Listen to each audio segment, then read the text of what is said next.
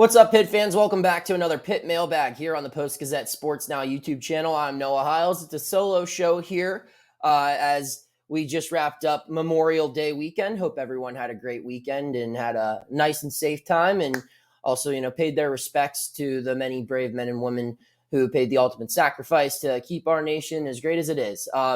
So with that being said, we're just going to dive right into it. A lot to talk about here on this Pitt mailbag, and the majority of the questions I received have to do with one guy, and he's making a big decision. Could come anytime, could happen as I'm recording this now. So we're going to start talking about it so we can at least get this posted before hopefully he makes his decision. It's about Blake Hinson. Jason wants to know, what am I hearing, or what are we hearing on Blake Hinson? The silence makes it seem like he's not going to withdraw his name from the NBA draft process. So for those that are unaware, Blake Hinson put his name in the NBA draft process, I believe earlier this month. And what that means is he had until the end of May. He has until the end of May to say, all right, I'm no longer going to be a part of the NBA draft process. I want to go back to college. And May ends Wednesday, which is a day away from when we're recording this on Tuesday morning. So as of right now, he is yet to withdraw, meaning that, in less than 48 hours, if nothing changes, he will no longer be a part of the Pitt men's basketball program. He will be a professional, or someone who's trying to be a professional. There's a lot that goes behind this. I've reached out to a couple people who are pretty close to Blake and haven't heard much. I know that as of a few days ago, his decision was still up in the air. And again, that's what I'm being told. That could be wrong. I mean, he could have had his mind made up a couple weeks ago, or he could have always had his mind made up. No one really knows, though, from my understanding. It's something that he's still heavily considering, and there's a lot to consider here.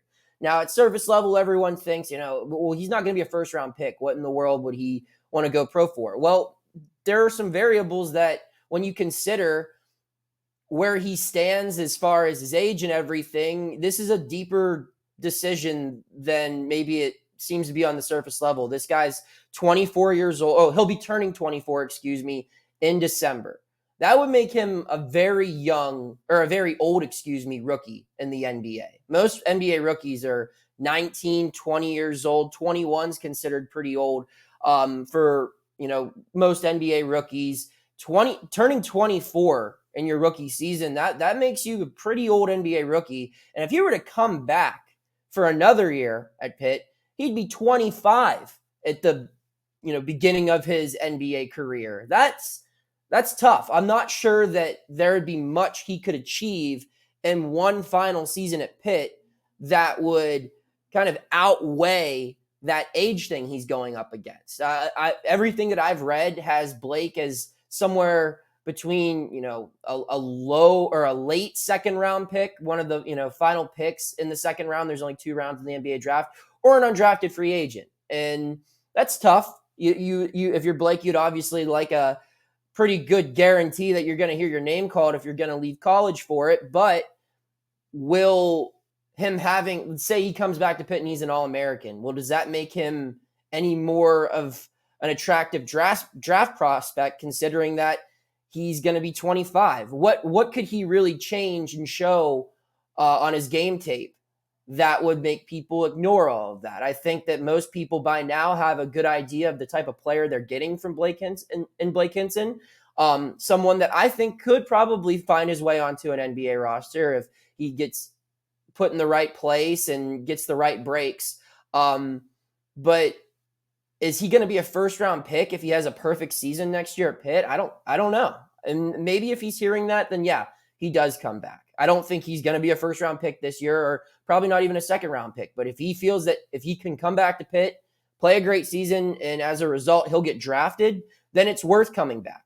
But if not, if they're saying that, hey, you go back to Pitt, you have a great year, maybe you'll be a second-round pick, he might be better off just rolling the dice with this year and trying to get an undrafted free agent opportunity, play in the G League where your average salary is around like 40 grand, or go play in Europe and just get a start to his livelihood as a professional basketball player and stop prolonging this. You see other guys at Power 5 programs who will stick around. Guys like Oscar Tshiebwe, guys like Hunter Dickinson, where years prior, if you're an All-American as a freshman, you're going to the NBA. Well, these guys aren't doing that. And the reason behind it is they're making a lot in NIL money. Well, I don't think Blake's on that level as far as NIL opportunities. Now, granted, I'm not in his bank account. I'm not, checking his annual or his monthly statements from wherever he banks. I don't know what type of NIL opportunities he has, but I don't think he's pulling in, life-changing money where he could make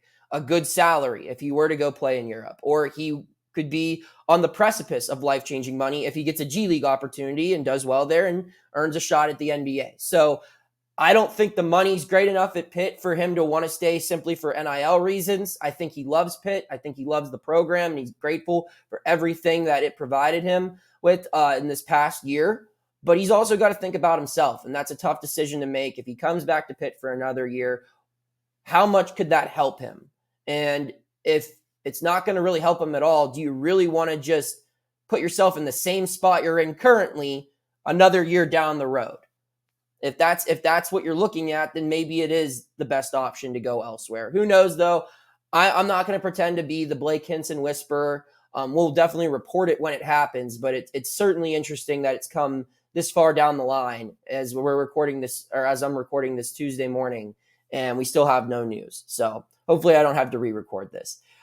Another Blake Hinson question that I got was, what will this Pitt team look like if he does head to the NBA? And the answer to that is dramatically different. He's only one player. There are 12 scholarship guys on every team. Currently, Pitt has 11 scholarship guys on its 2023-24 roster. But Blake Hinson is by far, I think, the most important player on this roster that is currently there. He's their leading scorer that's returning. He's their oldest player. And losing a guy like that with this group that they have around him would be a tough blow. I mean, it's tough enough that they lose Jamarius Burton, Greg Elliott, Nike Sabandi, Nelly Cummings. And now you throw in Hinson there, you're losing your top 5 scorers from last season. And you're losing 5 huge leaders with all different personalities and everything. But all of those guys were instrumental in building the culture that helped Pitt have this turnaround season that it experienced last winter. So losing Blake was kind of the big returning piece. I know Federico and the twins are also back. I know Dior Johnson was practicing. He was a redshirt player, and he's expected to have a huge role this year. But Blake, he was going to be the star of this team. And if he's not there, then I think they take things in a completely different route. You're looking at a very, very young team and a very, very old ACC. You have Duke with a lot of returning guys. You have North Carolina and Miami and Virginia with a lot of returning talent, and bringing in older guys through the transfer portal to complement those pieces that are already familiar with their respective systems. Whereas Pitt, you have 5 freshmen on this roster, 4 of them true freshmen, 1 of them a redshirt. And that's not to say what these one, and then if Blake leaves 2 other scholarship spots will go where they'll go. It might be more freshmen. It might be JUCO guys. And if you're looking to rebuild team chemistry, and then on top of that, replace your most productive scorer after already knowing you had to replace essentially your entire backcourt, that's a tall task. It might turn Pitt's focus from going to a team looking to go to its 2nd straight NCAA tournament to maybe a little bit of a rebuild, and not where they're trying to lose or tank or anything. You can't really do that in college sports, but they might take the approach of, we got to play these freshmen and look at this as an opportunity to establish something long-term, where if Hinson's on the team, I think you got to play to win, and maybe they're a little bit more aggressive and more with the older guys and more hesitant to allow these freshmen to make mistakes. But if Blake's not there, you're looking at least 2 freshmen probably in the starting lineup, and there's different combinations that you can roll with here. But in an old ACC, I don't like their chances nearly as much. I don't think they're as dangerous as a team from the outside. I don't think they're as dangerous as a team offensively in general. I think they're probably going to be a team that attacks the basket more, and probably a team that will have to play through their front court a little bit more, which is talented, yes, but still pretty young and raw to begin with. So losing Blake Hinson would be a very tough blow to this Pitt program. I mean, it would be a good thing in the sense where, if he leaves and he gets drafted, that's great for your program. You want to show that guys can transfer in and earn an opportunity at the next level. But I think it changes the trajectory of Pitt's season on the basketball court tremendously. I don't know what to expect from this team already. It's got a lot of talent, but how will all these pieces fit together? And when you take away the key piece to that puzzle, things get a little bit more complicated. So that would be my answer there.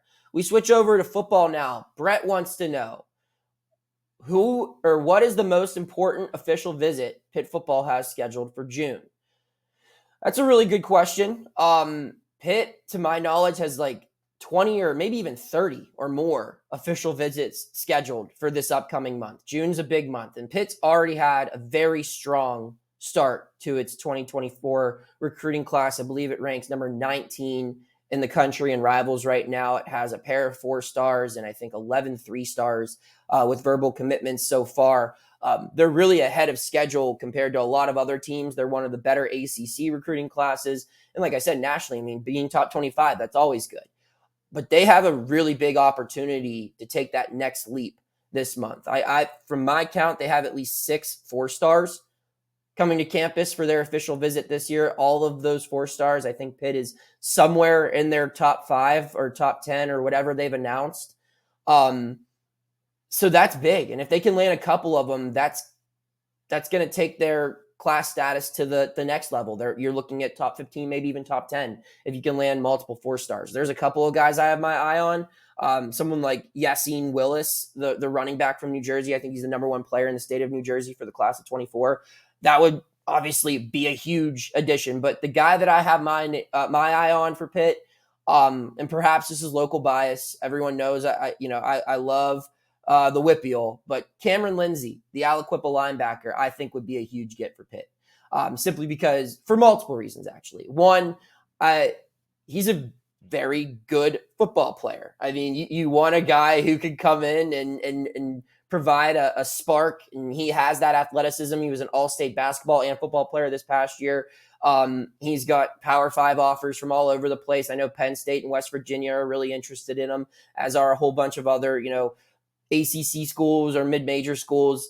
But I think he'd fit well in Pitt's system. He's really good at dropping into coverage. He's pretty quick.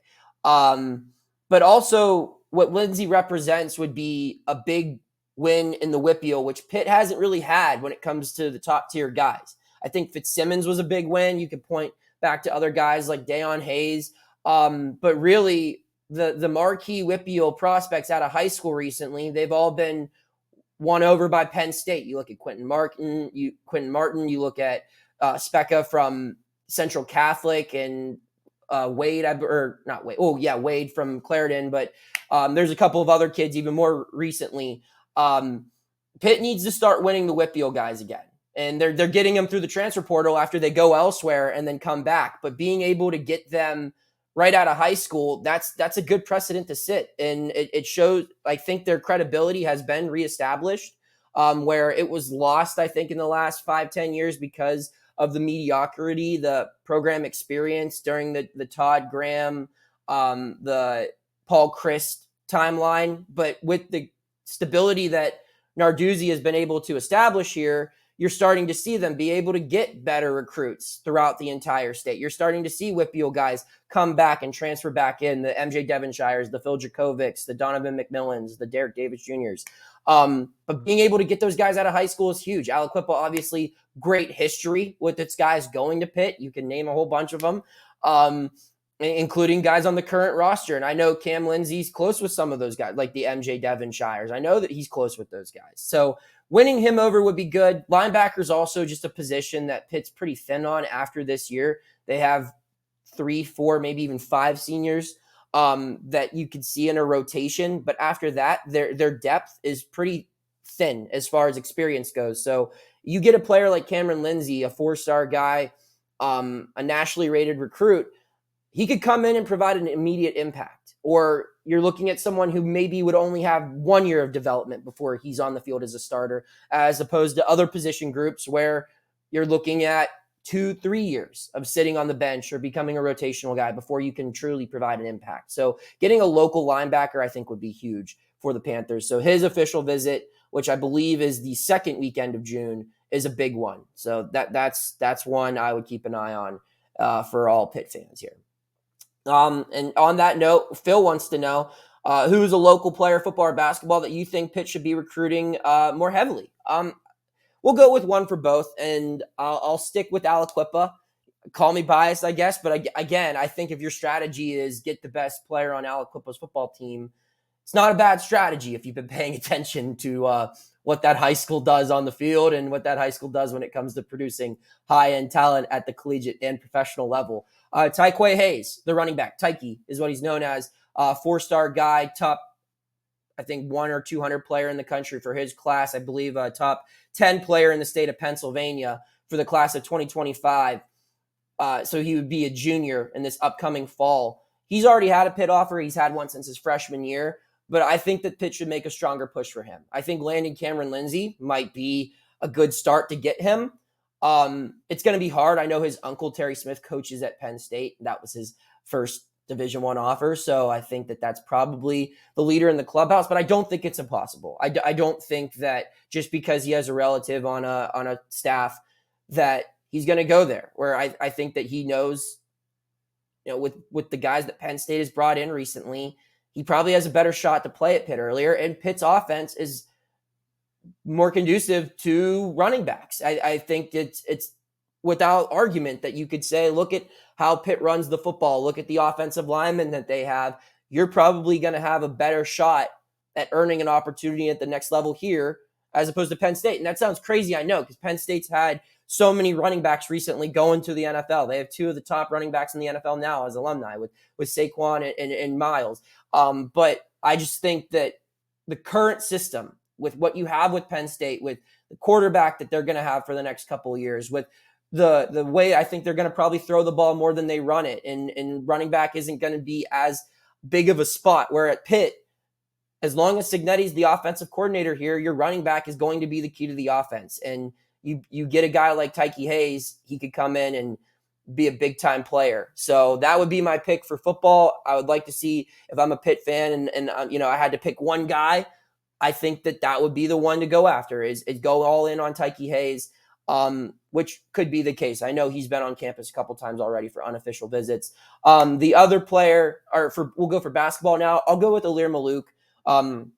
He's had a Pitt offer for a while, 6'11", center. I believe he's a 5-star, maybe a 4-star at Armani Christian Academy, or is it Armani Christian? It's one of those small schools. I lose track of all these different ones. But if you've been paying attention to our recruiting coverage, you know where he's from. And I just think with Malouk, he's more attainable compared to other high-end guys. Obviously, Royce Parham already committed to Marquette, and Malik Thomas, I just don't think Pitt's a realistic destination for him at this point, with Kentucky and Duke and all these other big-time programs, Villanova offering him. I just think that his 5-star status is going to create so many NIL opportunities that I don't know if Pitt can match. Maybe they can. If they are, then that would be great. And I know that Brandon Cummings, his high school teammate, already having committed to Pitt, maybe that will help bring him here. But I think realistically, Malouk might be the better fit. He is nowhere near as developed, I think, as guys like Parham and Malik Thomas and Brandon Cummings, who are probably going to be able to come in and play immediately. I think Malik needs a little bit more time. He's playing currently for the same AAU program that Papa Kante played for. So there's an inside track there. And I think that you can look at guys on Pitt's roster like Fede Federico, like Papa Kante, and you can point to them and say, look, Alir, like, we have guys similar skill set to you, similar size, similar frame. And if we can develop them into talents and get them opportunities at the next level, why wouldn't you want to do the same here? Where, when you're a guard, you kind of have a little bit more leeway with, you can pick a system that you can maybe find your way to fit into, where if you're big, I think you want to go somewhere that really suits your game, and Pitt might be the spot for Alir Malouk. So I think that they could turn up the pressure on him and try to really go after him. That would be a big get locally. So those would be my two local athletes that, if I were, out of Pitt coaching staff that I would be going after. Final question here for this week's Pitt mailbag. It comes from Brendan. He wants to know, is it concerning that Pitt hasn't had a quarterback commit in its 2024 class yet? Feels like they don't really have a great long-term option on the roster. That's not a bad question. I think maybe right now it's a little bit concerning. I'd be surprised if they don't get one quarterback commitment by the end of June. I think it would make Narduzzi and company feel a lot better about their class when they get that commitment because, right now you're looking at the third starting quarterback in 3 straight years for Pitt. And next year, when Jurkovic's gone, it's going to be 4 in 4 years with Pickett to Slovis to Jurkovic to who I believe will be Christian Veyer. And if not Veyer, probably Nate Yarnell. I think that Pitt has its next year quarterback. There's no question about that. But what's after Veyer or Yarnell, whoever wins that job, I'm not so sure. I know both those guys will have multiple years to be the starter at Pitt, but you want a guy, and not everyone's going to be Kenny Pickett, but you want someone who can follow that type of come in, learn the system, get to know the guys, be a backup as a third string, play with the scout team, then be a second teamer and actually prepare like you're going to have to start and you're one play away from being the leader of the offense to taking over the team when you're ready. You want that. You don't want to have to rely on the transfer portal to find the most important player on your team every year. Because even if they do run the ball the way they do, and even if they are going to be a defense team moving forward, a defense first team moving forward, quarterback's the most important position in sports, and you don't want to have that be a revolving door through the transfer portal every single year. You would like to have some sort of continuity, some sort of stability at that position. And right now they have the one guy that they brought in last year's recruiting class, Ty Diefenbach. And, maybe he ends up being the guy. But right now, this is a kid, he just started playing the position in high school. He was a 2-star recruit, and they didn't really even go after him until Kenny Minchie decommitted and went to Notre Dame. So right now, I think, Diefenbach could be him, but they want other options for when Veyer and Yarnell are at that spot next year where they're competing for the starting spot. They want some long-term options. So maybe it's a little concerning right now. I think it's going to be a lot more concerning if a month from now Pitt doesn't have one verbal commitment, because you want to have at least one guy you can look at and say, we're going to develop him in case X, Y, and Z go wrong. We have someone who knows our system and that can run our offense. So that's all we have for this week. Hit that subscribe button if you haven't already and keep tuning in. We'll have more Pitt-related questions here on our weekly Pitt mailbag on the Post-Gazette Sports Now YouTube channel. Take care. Thank you for checking out this content from Post-Gazette Sports. If you liked the video, please like it and subscribe to our YouTube channel. If you enjoyed it on Apple Podcasts, please rate us 5 stars on Apple Podcasts. For 6 months of digital access to post-gazette.com for just $6, click the link down in the description.